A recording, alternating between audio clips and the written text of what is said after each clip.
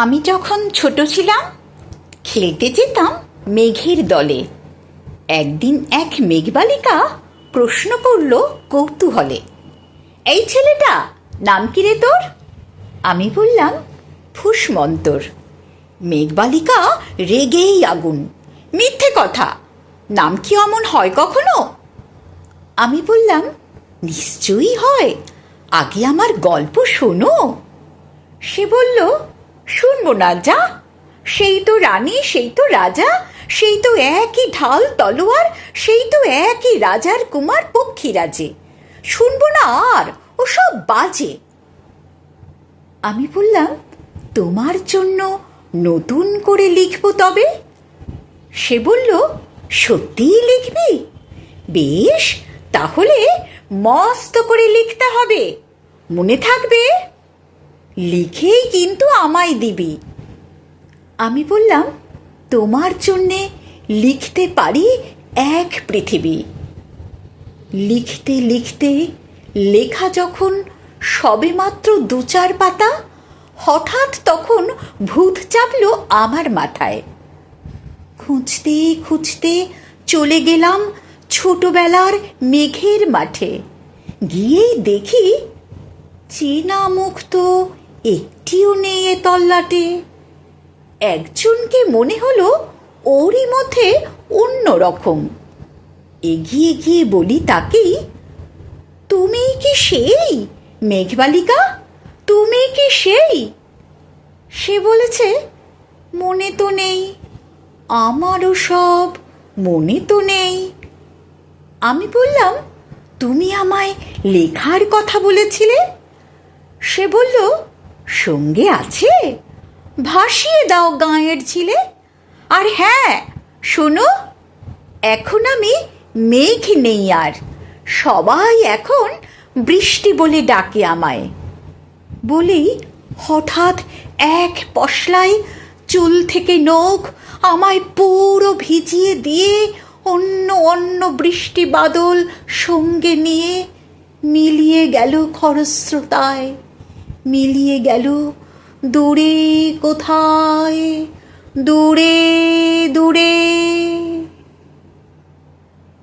বৃষ্টি বলে ডাকে আমায়, বৃষ্টি বলে ডাকে আমায়। আপন মনে বলতে বলতে আমি কেবল বসে রইলাম ভিজে একশা কাপড় জামায়, গাছের তলায় বসে রইলাম। বৃষ্টি নাকি মেঘের জন্য? এমন সময় অন্য একটি বৃষ্টি আমায় চিনতে পেরে বলল, তাতে মন খারাপের কি হয়েছে? যাও, ফিরে যাও, লেখো আবার।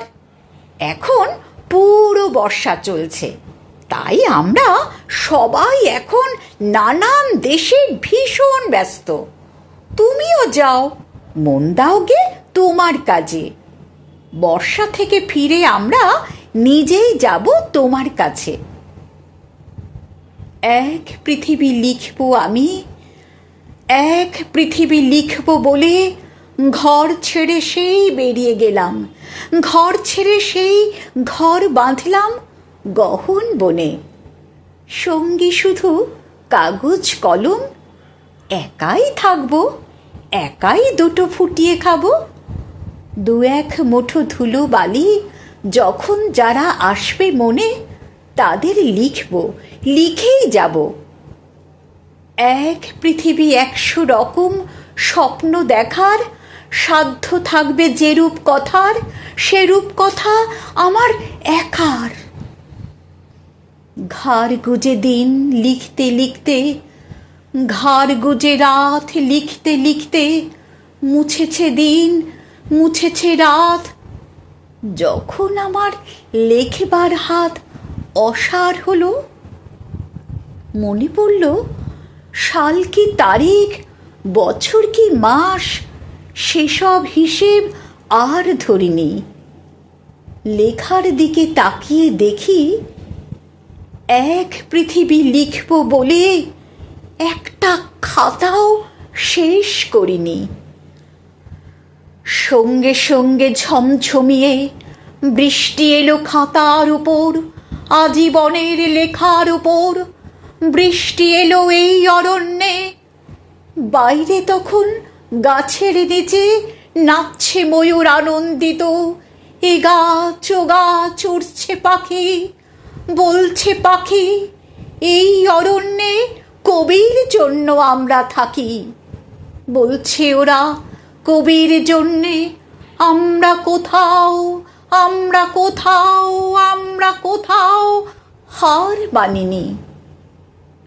কবি তখন কুটির থেকে তাকিয়ে আছে অনেক দূরে, বনের পরে, মাঠের পরে, নদীর পরে, সেই যেখানে সারা জীবন বৃষ্টি পড়ে, বৃষ্টি পড়ে, সেই যেখানে কেউ যায়নি, কেউ যায় না কোনো দিনই।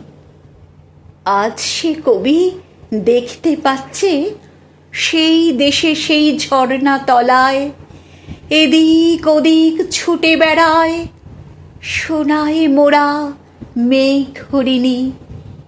কিশোর বেলায় সেই হরিণী, কিশোর বেলায় সেই হরিণী। ভালো লাগলে আমার ইউটিউব চ্যানেলটি সাবস্ক্রাইব করবেন আর বেল আইকনটি প্রেস করবেন। ধন্যবাদ। আপনারা ভালো থাকবেন, সুস্থ থাকবেন।